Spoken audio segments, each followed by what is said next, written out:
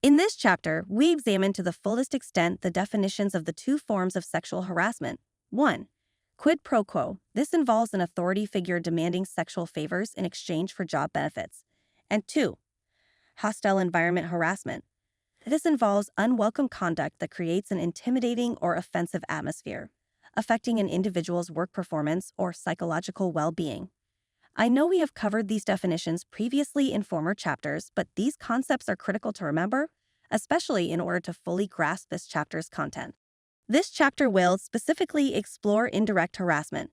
Indirect harassment is when the act of sexual harassment is not directly aimed at an employee, but still can create a toxic work environment for those exposed to these uncomfortable interactions.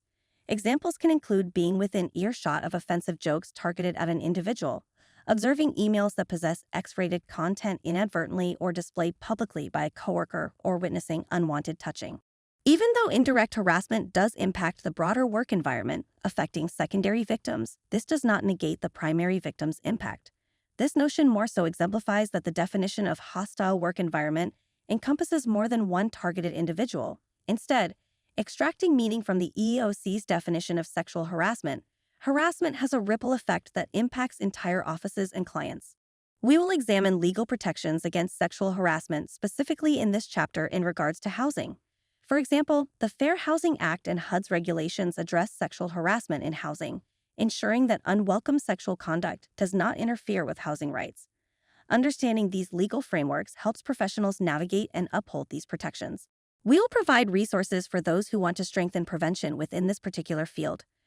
These resources are vetted by industry leaders in the EEOC's roundtable. They include strategies on how we can foster a respectful workplace culture by implementing tailored training programs that promote workplace civility and inclusion. These measures are vital for creating harassment-free environments. By understanding the manifestations, legal definitions, and prevention strategies for sexual harassment, professionals can contribute to creating respectful, safe, and inclusive work environments.